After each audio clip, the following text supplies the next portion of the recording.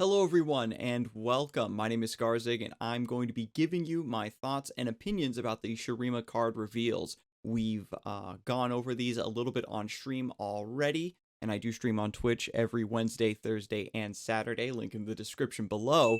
But for those of you who weren't able to catch me live, I'm going to go ahead and reiterate some of those thoughts for you people now.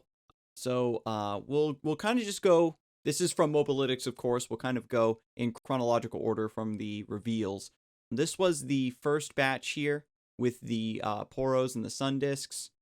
Destined Poro, of course, the new Shurima Poro. Every region has one, and everybody loves it. At the start of the round, if you've leveled a champion, transform me into Exalted Poro. Exalted Poro is shown down here. It's a 1-mana 2/2. I have 3 random keywords. Now, of course, my initial opinion of this is not that suddenly Shurima Poros are going to be a thing, or you aren't going to be maybe running any sort of like crazy give it all deck. It's just, getting this off of Lonely Poro or Aurora Borealis is really going to be the ticket, right? The fact that it doesn't, even if you do meet its condition of leveling up a champion, the fact that it has to wait until the start of the next round to gain those keywords means it's going to be pretty inconsistent regardless. But once you do get that transformation, having, a couple Poro snacks in play, so you have like a 3/3 or a 4/4 with triple keywords is going to be pretty exciting, because that way if you get something crazy like Scout, Elusive, we've all seen it happen before, that can be really devastating for the opponent. So not a main deck card, but it'll throw a little bit of spice to those Poro decks that we see every once in a while. Buried Sun Disc, a 1-mana landmark, start of the game.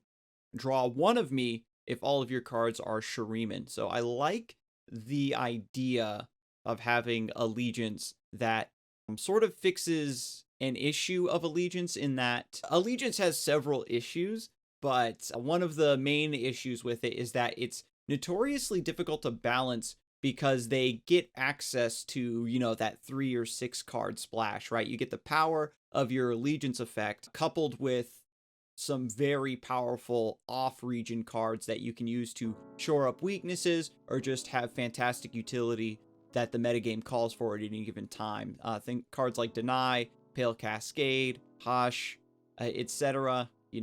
Have been a normal splash in a lot of Allegiance decks, even Atrocity as well, to give yourself an extra win condition. So the fact that all of your cards have to be from Shurima means that the developers can make Buried Sun Disc as an archetype, and they don't need to worry about a Allegiance-based Shurima deck with Sun Disc also getting potentially the extra power of other cards, kind of giving them unnecessary help. The Ascended Ally, we already have that. When this first was revealed, we didn't really have any context about what Ascended Allies were, but of course we now know that Renekton is an Ascended Ally, and we'll get to him in a second. When an Ascended Ally levels up, advance me 10 rounds. It remains to be seen how easy this is going to be in the long term, or if playing Buried Sun Disc on turn 1 is going to be the ticket, right? Because the only upshot for the have all of your cards be Shuriman to draw this on turn 1 is that you're guaranteed to play Buried Sun Disc on turn 1.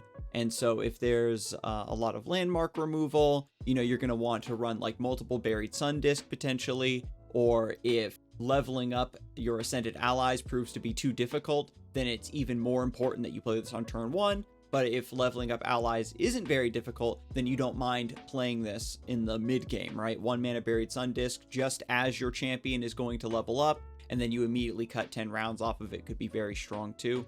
And once the Buried Sun Disc flips, you immediately draw 1 of all of your Ascendants. So this is just going to entreat all of those champions. The way this is worded is very ambiguous, so that there is potential you could also draw some sort of Ascended followers as well. And so if you have those followers too, this would just be a crazy value turn where you're just refilling your hand and could be very strong. If you have the champions in play already, of course the extra copies you draw will become copies of their champion spell, which can give you even more, utility and power for that turn. Because this is highly telegraphed, of course, you and your opponent are going to be trying to plan around this hatching. Same thing with like the Slaughter Docks, for example, where you want to set it up early, and then it gives you this burst of value later in the game. Next up, we've got Esteemed Hierophant. When I'm summoned, advance your Buried Sundisk 2 rounds. It's a 3-mana 3/4, and a lot of players were kind of saying, oh no, this is power-crapped Badger Bear, but I think that we've seen over time that a 3-mana 3/4 is, you know, kind of just barely decent without any keywords, and doesn't really fit the bill. Like Riven, right, is a 3-mana 3/4 that doesn't see a lot of play. When you compare her to maybe something else in the mana slot that is a bit more aggressive or has just a better keyword for combat purposes. And so Esteemed Hierophant with no keyword means it's not going to be absurdly powerful. Whether this card is run is dependent on, you know, what kinds of 3-drop Shurima might have access to once we know all of the cards, and if Buried Sundisk is even worth it. If, as I mentioned before, if leveling up your Ascended allies is very easy or proves to be decently easy and consistent, then advancing your Sundisk by a few rounds like this doesn't really matter. Also, by the fact that Hierophant, you aren't always going to draw all 3 of them, so just 2 rounds, 2 rounds, 2 rounds. If you get all 3 on curve, like Avaros and Trapper style, it's probably fine. But again, that's just inconsistent value, and then a 3-mana 3/4, which you probably don't really want. Theoretically, in a Buried Sundisk deck, it would be better to run a more, if possible, a more defensive 3-drop and just last until the Sundisk levels up naturally, rather than trying to accelerate it. Again, Buried Sundisk, all of your cards have to be Shuriman, so you might just be forced to run this in order to meet that requirement and fill all your slots. But speaking of powerful 3-drops for Shurima, we do have Devoted Counsel. It's a 3-mana 1/6. At the start of the round, if you've leveled a champion, heal your champions and Nexus 2, and that's a continuous effect at the start of every round. Now, in a Buried Sundisk deck, this could go a long way towards, giving you some nice sustain. Again, it just really depends on how easy it is to level up these champions. We do have, of course, Ascended's Rise, the 7-mana slow spell. Level up all level 1 Ascended allies, but without any context as to potentially other effects that trigger when the Ascended allies do flip, other than Renekton, who doesn't, do anything when he levels up. He doesn't, immediately damage something or immediately draw cards. Leveling up champions, it might be too slow for Devoted Counsel to actually proc reliably. It's a nice blocker against aggressive decks, mid-rangey decks, because of the really high health pool. You'll notice that a 3-mana 1/6 is the same stat line as Soraka, and Soraka decks are very notoriously weak to Fearsome, but Soraka is a very good blocker against things like Discard Aggro and things of that nature, where the units don't have keywords, but they're just trying to go wide and hit really hard. And remember, Devoted Counsel is only going to be healing your champions in your Nexus, so it eventually will go down potentially. So the high HP, might not even be relevant, where you want to just not have this participate in combat and be put in danger, because you want to just have that continuous healing. There is potential for this to see play in decks like with Teemo or Ezreal, where you potentially just passively level up the champion while they're in the deck, and then this could help you out in the mid game, considering if Shurima adds more cards that target units. With the Renekton reveal, we see a lot of that, so I'm wondering if some sort of Devoted Counsel with Ezreal could be very interesting, where this is going to give you the extra continuous sustain you need to get to that Ezreal combo down the road. Moving on, we've got Golden Ambassador, the Allegiance card from Shurima, 4-mana 3/2, draw a champion and grant it +2/+2. I think that this card is fantastic. Entreat sees very limited play in, Monofiora decks or Anivia decks that really want to get their key champion out, of course. And we've all been familiarized with Written in Stars, the Celestial card, that is a 4-mana burst speed spell that you draw a random champion from your deck, and then you grant it +2/+2, and then you reduce its cost. So it kind of offsets that 4-mana cost. So instead of discounting the cost of the champion, you essentially get to play the Golden Ambassador to still get that stat buff. Again, Written in Stars is sometimes a little bit better in the late game because it is burst speed, so you can go Written in Stars and immediately play that champion, but usually you're just trying to guarantee you have that champion. for your mid game. It's not necessarily you're playing Golden Ambassador in an emergency because you want to play it immediately. Same with Written in Stars, right? Even though it does discount the champion, the 4 mana upfront investment usually is something you gain access to in the mid game off of Solari Priestess. So I think a lot of players are very used to the fact of drawing a champion and then playing it several rounds later is perfectly acceptable. We could see Golden Ambassador be played in, I was personally thinking maybe some sort of like 37-3 Shurima with Zed as a splash to draw like a 5-4 Zed could be really strong. Things like Teemo, of course, where you just get a 1 mana 3/3 elusive could be very powerful. And that's, of course, not to dismiss the possibility of just straight up Shuriman champions really benefiting from this. Of course, Renekton, which I've touched on several times, but we haven't gotten to yet. I'm trying my best to sort of stay in the chronological order of when the cards were revealed. But Renekton, right? You want to play Renekton on 4 to get that overwhelm. Well, actually, here's the base form Renekton so you get a better idea. You want to play Renekton on 4, start getting that overwhelm damage, or if you're attacking on odd turns, right? So you don't have the attack token on 4, and you don't want to play Renekton to get the overwhelm, you can play potentially Golden Ambassador and draw a copy of Renekton to play on the next round. And then he's got +2/+2. And it's even better with that overwhelm. So I'm really looking forward to what people come up with Golden Ambassador. Drawing a champion and granting it stats consistently is going to be great. Plus, you just get this body to kind of hold down the fort to kind of offset the tempo loss, of just drawing a card to play later. Voice of the Risen is our next Shurima card, 4 mana 3/4. If you've leveled a champion, allies have +2. So the way I talked about Devoted Council sort of being a really defensive-oriented card that would be in decks that can passively level up their champions in the deck, Voice of the Risen is going to be the offensive side of that. If you have a deck that's going to be leveling up your champions very quickly or passively, something like Riven, maybe something like Katarina, something like, again, Teemo is a great example of a champion that with the right amount of mushrooms can come out of the deck and level up and just get this really aggressive spike in the mid game. If you've leveled a champion, allies have +2, and so this will buff itself. If you meet this condition, it'll just be a 4 mana 5/4 with no keywords, I will admit, but I still think that the potential is definitely there because it's easy to maybe combine this with other things that have those keywords, right? Again, even something like Renekton could make use of that, but it remains to be seen. The deck building potential of these 3 cards is going to make or break whether they see play, but they do offer some very interesting deck building possibilities.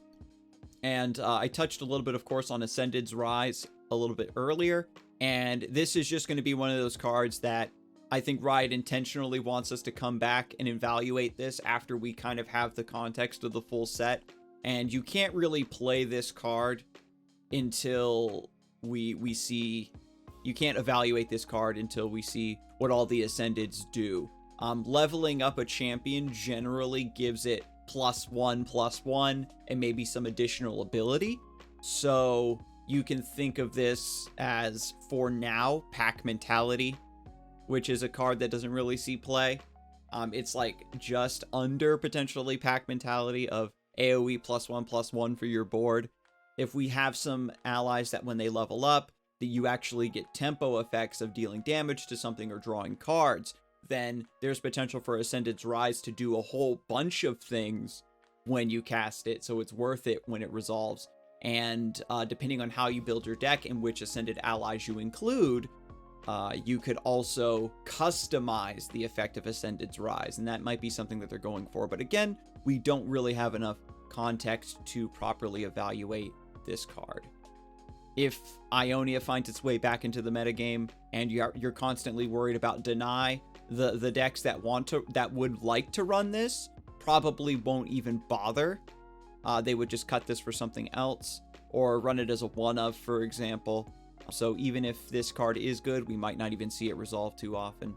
Every time Ionia gets another chance to come back into the meta with alongside deny, these big spells always fall by the wayside, unfortunately. So now, talking specifically about Renekton, which we've touched on several times, a 4-mana 4/4 with Overwhelm, I think is very good. I initially overestimated White Flame Protector. I thought that a 4-mana 4/4 with Fury would be fine, because you play it on 4 mana, and then you get to swing in on your opponent, and then the White Flame Protector just survives, and you get to attack or block again.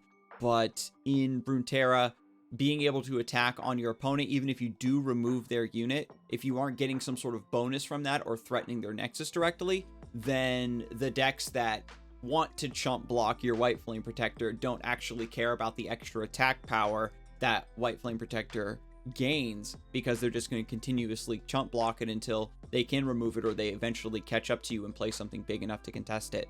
So the fact that Renekton has Overwhelm means that if your opponent is just going to be chump blocking Renekton forever, you still get that Nexus damage, that really tasty Nexus damage that an aggressive deck that Renekton would be in would really love.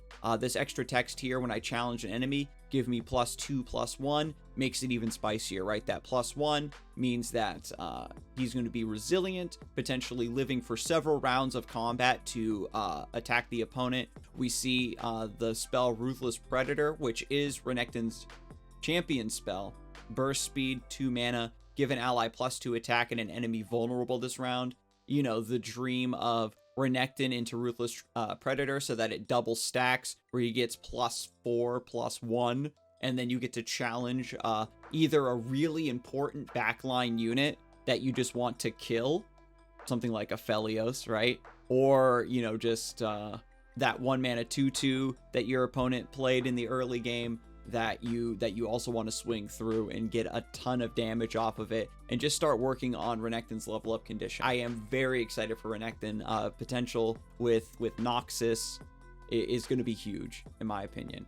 Either combinations with Noxus, combinations with Bilgewater, running him with Shakedown or Hired Gun, so that you can continuously take advantage of Vulnerable, is going to be quite good as well. Once Renekton levels up, which I don't think is going to be happening very often. In the Renekton reveal trailer, we did see the Sun Disk as part of Renekton's kit, and I'm really wondering if a Sun Disk Renekton is going to be the real Renekton deck, or if it's going to be Renekton Bilgewater or Renekton Noxus or something like that. But there will be certain decks, perhaps, that just want to play a bunch of chump blockers in the early game, or don't really summon a lot of units in the early mid game, right? Which we have in the meta game right now. Overwhelm decks already have like their specific matchups that they're trying to target, and they do pretty good. But Renekton potentially leveling up, and then once he does, as you attack, you get +3/+3. It's going to be just ridiculous, right? Shyvana is, I think, very similar, right? When you attack, you get that extra stat so you can swing in on things. But because she doesn't have any keywords that let her directly pressure the Nexus, your opponent just, if they can keep up with playing units onto the board or stunning and things like that, then you eventually just fall off and you can't really do anything anymore. Dragons want to keep attacking the opponent until they run out of units, and then you get to swing for lethal. It's a very Demacian strategy. But Renekton having Overwhelm means that you're going to accelerate that clock. And that, of course, also means that if you were to run Renekton with Demacia, you get things like single combat potentially to get extra strikes or extra damage. I'm very excited to see what people come up with this Alligator Man. The level 3 is just a nutty Godzilla card, a 4-mana 10/10. That Anivia's the enemy board, right? When I block or attack, deal 2 to enemies and the enemy Nexus, and then you just basically end the game, right?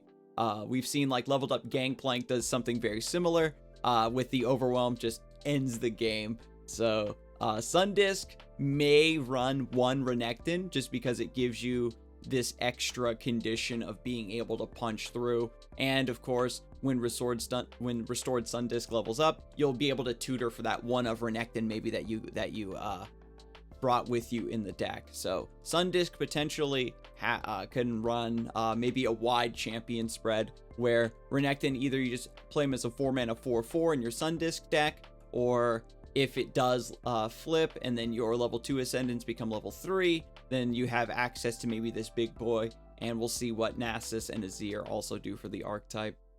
Next, we've got Bloodthirsty Marauder, a 1-mana 3/1. In the context of Shurima, it's probably fine. Ironically, I think this card's actually going to be used in a more defensive way. You always are going to have the potential to high roll 1-mana Bloodthirsty Marauder, and your opponent does not have a 1-drop, and you get to hit them for 3. You know, Legion Saboteur does the same thing. I think that typically you're going to be setting up the Bloodthirsty Marauder, and then you just got 3 damage that your opponent needs to worry about in the early mid game. Like Iceveil Archer, I think, is a great example of an early-ish game unit that also has a very aggressive stat line that really makes it difficult for your opponent to swing in on you or trade. And if you do end up just trading the Bloodthirsty Marauder into a 1-mana 2/2 or something, or just blocking a precious pet, which is really important, I think, is going to be fine for Shurima. So again, I think this card is going to be a little bit more defensive in its overall usage, because aggressive decks have a lot of good 1-drops to choose from, and in, of course, an aggressive like Renekton Shurima deck, Bloodthirsty Marauder will get that offensive application. But in a Sundisk deck where you're trying to run all Shurima cards and you might be sort of forced to run Bloodthirsty Marauder, I think that you're going to be just, you know, keeping this in reserve in order to get a better trade down the road, or you just get a card out of the opponent. If they use like Parley or you know, some 1 damage ping on this, then you're more than happy for it to absorb a removal spell from the opponent. Next up, we've got Basai Sandspinner, a 4-mana 5/3. Grant an enemy -1 attack invulnerable. So this is permanent, right? Grant the -1 invulnerable. This is fantastic. This card is super, super solid. The fact that you could potentially play this on 4 mana if your opponent has like a 3-mana 3/3, and you hit this with Basai Sandspinner, it just becomes a 2/3. You answer back that, and then you get to swing in, and then just have this left as a 5/1 to potentially trade or threaten once more is going to be great. You could even grant an enemy -1 invulnerable, and then potentially Renekton can make use of that vulnerability or some other target, right? We've seen the power of Ice Pillar. We already know the power of Nocturne, and so putting an effect like that onto besides Sandspinner is going to be great. A lot of players haven't really come to appreciate the power of Hired Gun. In my opinion, I think it's very, very underutilized, and besides Sandspinner, being able to pick the target you want is going to be even stronger. This 7-mana Raz Bloodmane from Shurima is next. Fearsome attack, give enemies -2 this round. Shurima, I think the theme is sort of like they're taking the effects of other cards or other champions and just like putting them also on cards and making them just ever so slightly better. You'll recognize this AoE debuff as Terror of the Tides effect. Terror of the Tides does also grant Fearsome to your other sea monsters, so you can make use of the Fearsome a little bit more consistently. I think that just this card on its own, being able to debuff the enemies when it attacks in, is perfectly fine, right? You can think of this a little bit like Cythria the Bold, but not quite. And with other units with Fearsome potentially being introduced in Shurima, or Raz Bloodmane maybe being run in other decks that want to utilize Fearsome, this could be quite good. Of course, a card like this is going to be fantastic in Expeditions, but I'm really excited for an effect like this. Next up, we've got Exhaust with the Focus keyword. This is the new spell speed. This is Gem Speed that we kind of talked about before and kind of wished would be added to the game eventually as a real spell type. So basically, cards like Help Picks and Gems and the Blade Fragments you get from Riven that are burst speed, so they resolve immediately, but you can't cast them in combat or in response to a spell. They just made that into a official tag now, and that's Focus. So Exhaust is going to be Gem Speed, give an enemy -2 and vulnerable this round. This is, again, just another great burst speed spell. You just immediately just Exhaust into your open attack. This is going to be a great way to feed your Renekton, again, because cards like Ruthless Predator or, again, Exhaust are going to be allowing Renekton to gain extra HP to survive the trades or give enemies -attack to survive the trades. Same with Sandspinner.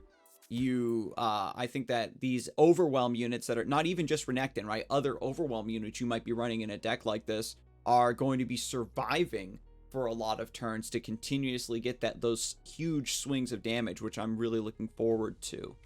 Quicksand, 3 mana burst speed. Give an enemy -4 attack and disable its keywords, excluding any negative keywords this round. So this is a bit like Hush. You have it's a trade-off. You have a bit of an upside by draining the unit's attack power, but the downside of only disabling its keywords and not its card text. And so that is either good, way better, or way worse on a case-by-case basis, right? Certain cards, disabling their keywords is the whole point of hushing them. Things with like Overwhelm or things like Elusive, you just generally want to get rid of the keywords. The -4 attack power is basically like a silence anyway, right?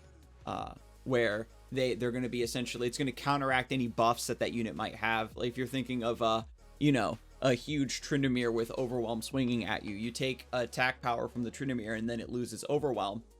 It still keeps its other card text, right, of being able to level up, but other units, again, like Elusives, it functions exactly the same as Hush. Like, I guess we could even point to Raz Bloodmane, for example. If you quicksand it, it becomes a 2/6, loses Fearsome, but it still gets to proc its ability when it attacks. So quicksand is going to be, I think, very good, but it's not going to have like the incredibly wide, crazy versatility that Hush enjoyed, because you aren't going to be denying entire archetypes because you're canceling out champion abilities and stuff like that. But removing keywords is just going to give Shurima a lot of defense, a lot of good defense against like these Overwhelm or Elusive strategies that might be trying to beat it down. If your opponent has 3 mana up and you're attacking them, you have to worry about them giving -4 attack to that unit, even if it doesn't have any keywords, so that they can survive a trade. Of course, we've already seen like Troll Chant giving -2 attack to one unit and then +2 HP to another unit is basically like giving your unit -4 attack. So you can think of Quicksand as being very similar to Troll Chant, with the extra utility of a little bit of Hush's power bundled into it. So Quicksand, I think we are definitely going to grow to hate this card. Next up, of course, is Rite of Dominance, 4 mana. Kill an ally or destroy one of your mana gems to give all enemies -2 this round. This is, I suppose, meant to be like perhaps a fearsome finisher, an AoE debuff, so you can swing in. But any fearsome deck worth its salt is probably just going to be running Frenzied Skitterers. So it's usually debuffing something by 1 attack is good enough, and you get a body alongside it when you play Frenzied Skitterer. So I'm not particularly fearing Rite of Dominance. I don't think it's going to be that good. We do also have Unworthy, though. Give an enemy follower -4 attack this round. Has the Quicksand effect, but it is 2 mana and slow speed.